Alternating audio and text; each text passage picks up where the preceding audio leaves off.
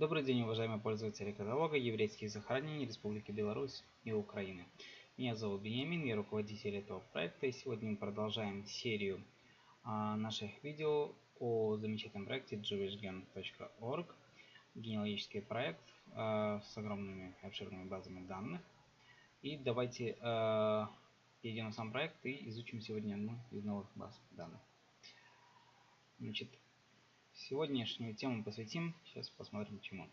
Значит, чтобы открыть базу данных, вам необходимо нажать на кнопку, перейти на кнопку Databases и выбрать Complete List of Databases. Это лист всех баз, страница, где указаны все базы данных, которые есть на JewishGen. Давайте перейдем на нее.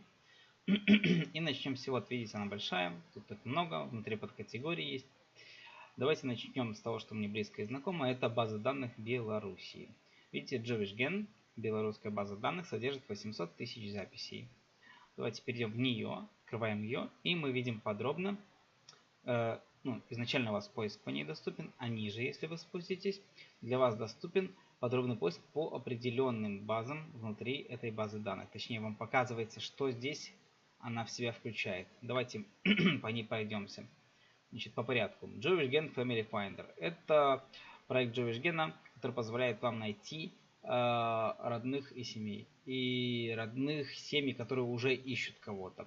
Помните, в нашем предыдущем проекте MyHeritage мы с вами обсуждали, что если вы в своем генеалогическом древе укажете какое-либо совпадение с другим генеалогическим древом, то вам программа автоматически выдаст соответствие.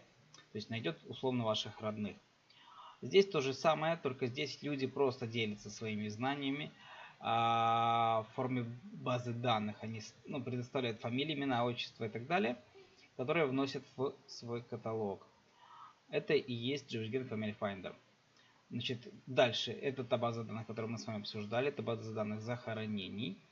Значит, Iskor Book. Значит, Iskor это поминальная молитва в тот день, когда человек умер по еврейскому календарю.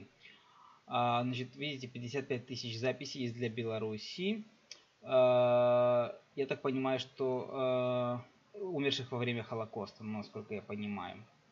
Вот, следующая книга Iskor Master Namebook. Давайте посмотрим. 12 500 имен. Это просто книга памяти для тех, кто умер в Беларуси. Возможно, люди сами вносят. Я еще не смотрел, но будем вместе с вами разбираться и идти по порядку. Обратите внимание, что большинство компонентов этой базы данных будет совпадать с компонентами других баз данных, потому что это общий проект. Допустим, вот сейчас мы смотрим Беларусь.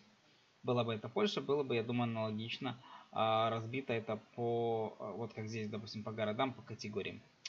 Давайте продолжим. Значит, дальше. Записи. Вот, JewishGen Holocaust Databases.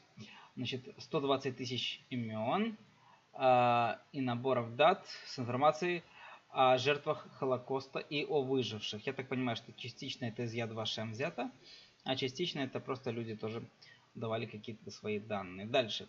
Записи рождений, 50 тысяч записей по рождений по многим городам. Видите, они отдельно разделены. Если обратите внимание, вот есть у вас вся Беларусь, а есть отдельно какие-то базы данных по конкретным местам. Видите, Гродненская губерния, Минская губерния, Могилевская и Вильнюсская. Обратите внимание, что современная территория этих городов, этих областей, она изменена, поэтому это будет, я так понимаю, с 1800-х годов, то есть то, что было. Продолжим дальше. Значит, записи о рождениях, записи о смерти. Эти данные, я предположу, скорее всего, в 99% взяты из Минского архива. Все документы, которые есть в Беларуси генеалогические, большинство из них перевезено из небольших областных архивов и больших в центральный архив города Минска. И я так понимаю, что те, кто проделал там какие-то работы, в дополнение к тому, что искали что-то свое, они отдельно делали фотографии или выписки целиком этих листов записи. Вот, видимо, оттуда эти базы данных и взялись. Значит, давайте посмотрим. Еврейские религиозные персоны Российской империи с такого-то по такого-то года. Ну, видимо, знаменитые будут раввины. Вот следующие города, которые здесь перечислены. Значит, вся Россия, 903-911 Минск, Могилевская губерния и Витебская губерния. Вот вы видите, значит, написано 12 тысяч еврейских бизнесов с 903 по 911 годы в категории, ну, в данном случае русский бизнес написано. Ну, я думаю, что это аналогично записям из архивов, что просто люди подавали свои, скажем так, в тот момент налоговые декларации, назовем их на современный манер, и вот они здесь и будут записаны как владельцы бизнесов. Значит, отдельно еще есть какая-то 929 бизнес-директория из Новогрудка. 15 тысяч записей. Ну, тут почему-то написано из польского бизнеса. Ну, видимо, часть территории в тот момент была Польшей. Ревизия лист. Значит, это ревизские сказки. Что такое ревизские сказки? Это перепись населения. Ну, я не знаю, это только к Беларуси касается или большинство других каких-то мест. Но, по крайней мере, частично это Беларусь. И вот у вас выбор, по каким городам это сделано.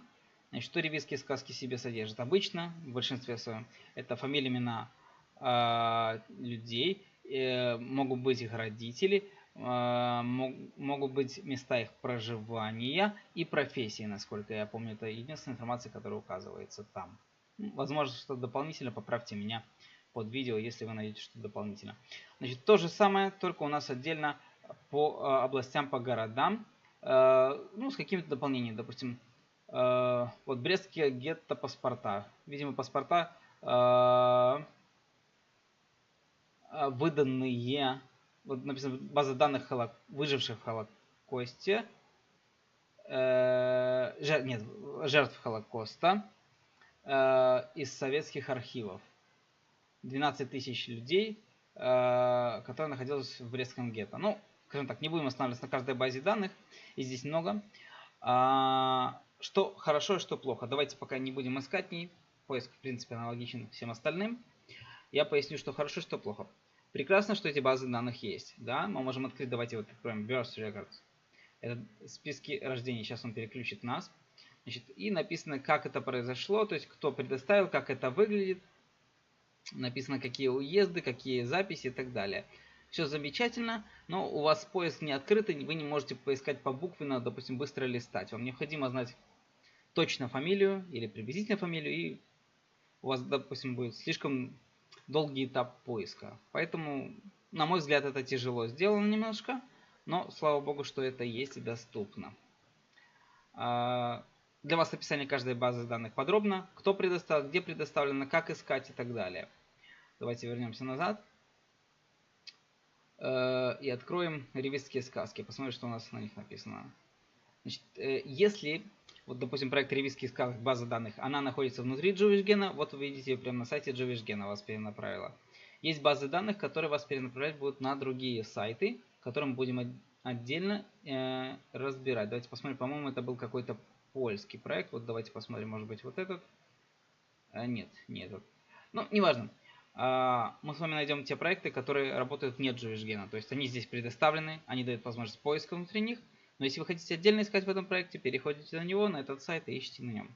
Значит, на одну секунду возвращаемся к поиску. Вот мы в базе данных, видите, JewishGen Беларусь, база данных.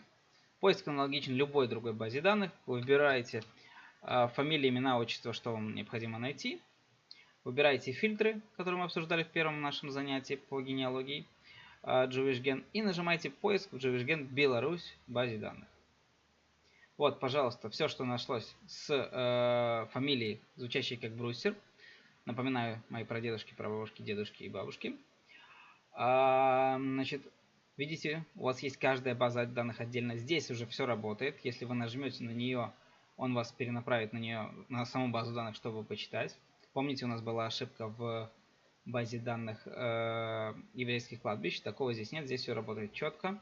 И если вы хотите прочитать запись, давайте вот, допустим, вся Россия, Минск, Могилев, Витебск, база данных. 4 записи. Нажимаем лист 4 записей. И, ну, так как я не залогинен, меня не пустило, но не суть. Увидим полный список тех людей, тех совпадений, которые будут. Собственно, это все, что я хотел рассказать про эту базу данных. Посмотрим, что вы порекомендуете мне добавить в нее. И мы приступим к следующему уроке. На следующем уроке мы приступим к изучению следующей базы данных. Спасибо вам большое за внимание. Всего доброго.